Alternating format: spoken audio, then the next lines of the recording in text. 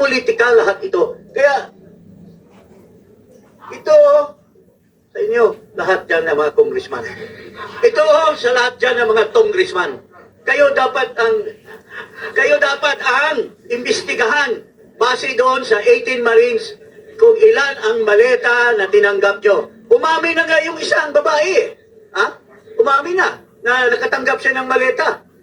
The people of this country is still hoping that the Senate will give justice to the impeachment process. Kaya takot na takot sila sa Senado because hindi nila alam kung anong decision. Pero for me, it's already, if it's forgone in the House na ma-impeach si Sara Duterte, it's forgone in the Senate na wala silang makukuhang boto. Mga kababayan, sa ating members of the media and of course the social media, very simple lang ang sasabihin ko rito. We've always been saying that impeachment is a political, endeavor, political process. Kaya the height of politics is present in the House of Representatives, sa Committee on Justice. I mean, wala na tayong pag-uusapan. Doon pa lang sa determination of form and substance, pinakita na nila yung politika.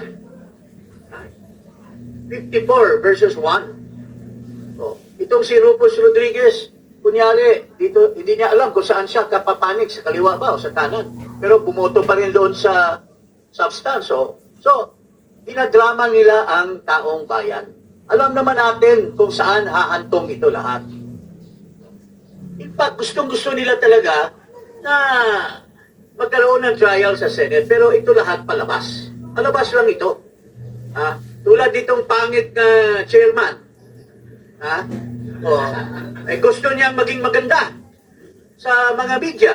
Kaya pala'y press release niya sa mga mali-mali niyang sinasabi. Enhancing the political process to persuade the people in their favor. Kung gusto nila noon na 1/3 ay minamadali nila, bakit hindi na nila madaliin ngayon? Magboto na sila.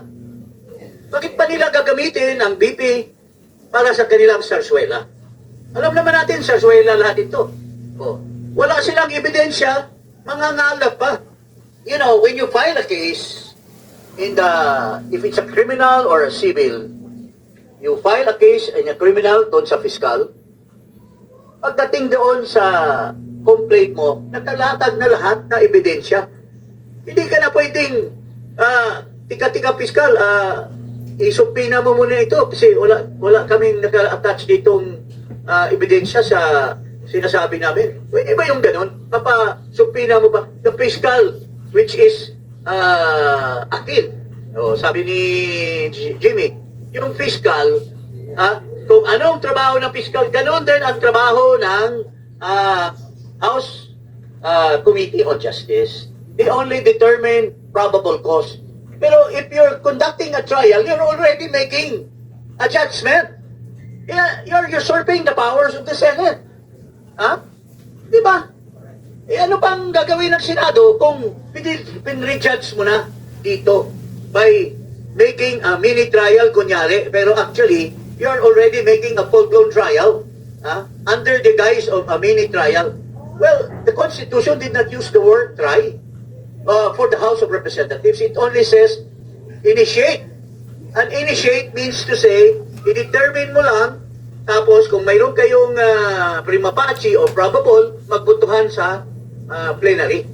If you get 1/3, then let the Senate decide and try the case. Ito, inuusit nyo na si Vice President using several stupid arguments from stupid people na hindi man lang mga abogado.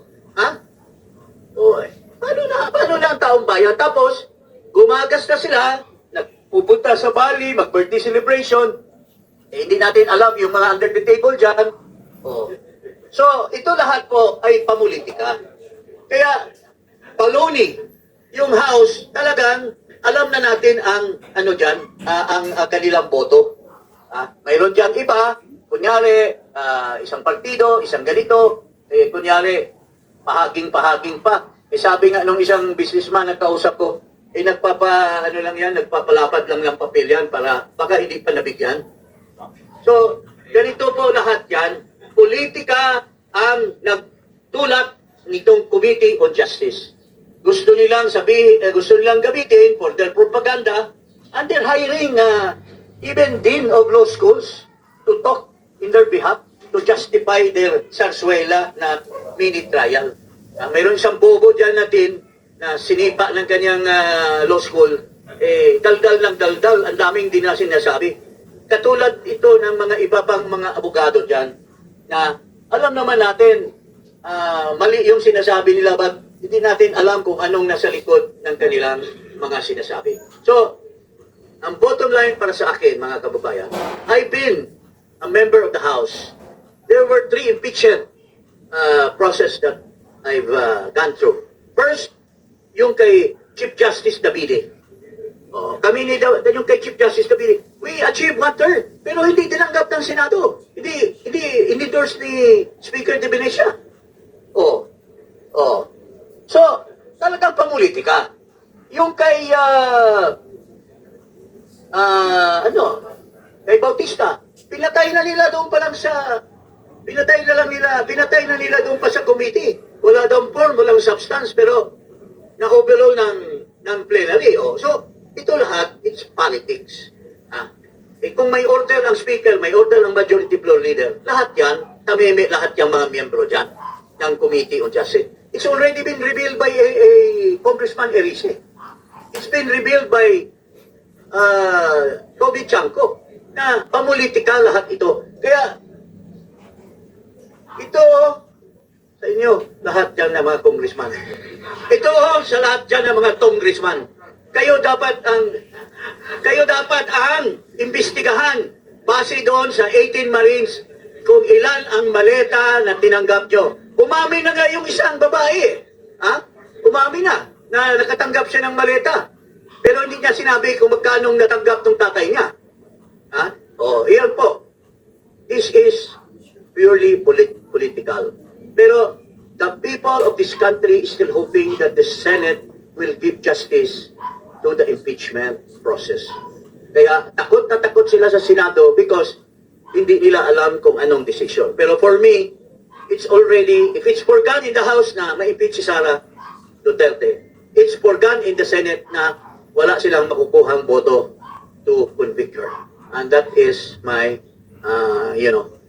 crystal ball saying. Okay? Thank you. With the due apology